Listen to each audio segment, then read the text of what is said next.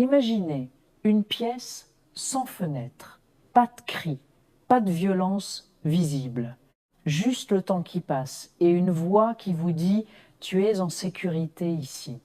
En 1998, Natacha Kampusch, 10 ans, monte dans une voiture blanche. Ce n'est pas un enlèvement brutal, c'est presque poli, presque banal. Pendant 8 longues années, elle vivra sous terre, pas dans une cage, mais dans une chambre propre, avec des livres, des cours de mathématiques et un homme qui lui parle parfois comme à sa propre fille. Le piège n'était pas les murs, c'était la normalité qu'il avait construite autour d'elle. Wolfgang Priklopil n'était pas un monstre aux yeux du monde. Il payait ses impôts, il saluait ses voisins. Mais dans sa cave, il jouait un jeu bien plus subtil que la terreur pure. Il offrait de l'ordre, de la prévisibilité, même une forme d'affection tordue. Et lentement, très lentement, Natacha cesse de voir une prison. Elle commence à voir un abri, un refuge, parce que dehors, le monde l'avait oubliée. Ici, au moins, quelqu'un savait qu'elle existait. Cette dynamique perverse est la clé de tout. Il ne la brisait pas seulement, il la reconstruisait à son image, dans un monde qu'il contrôlait totalement.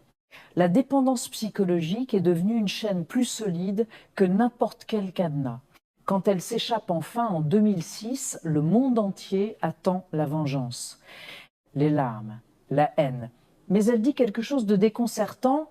Il ne m'a pas seulement fait du mal, il m'a aussi protégée. Plus troublant encore, des années plus tard, elle retourne sur sa tombe. Pas pour y cracher dessus, pour y arroser les fleurs. Hitchcock aurait adoré cette ambiguïté, car le vrai suspense n'est pas dans l'évasion physique, mais dans la question qu'elle laisse planer pour l'éternité. Qui était vraiment la victime dans cette histoire? Était-ce seulement elle, ou la psychologie humaine elle-même? Cette histoire ne parle pas vraiment d'une cave, elle parle de ce que l'isolement fait à l'âme humaine. Quand on n'a qu'un seul visage à regarder pendant des années, on finit par y chercher désespérément de la bonté, même là où il n'y en a absolument pas. Si vous pensez que vous n'auriez jamais pu comprendre son ravisseur, ne serait-ce qu'une seconde, réfléchissez-y à 2 fois. La complexité de l'esprit humain est souvent bien plus sombre que ce que l'on imagine. Abonnez-vous, parce que la vérité est toujours plus étrange et bien plus humaine que la fiction. Merci de nous avoir suivis.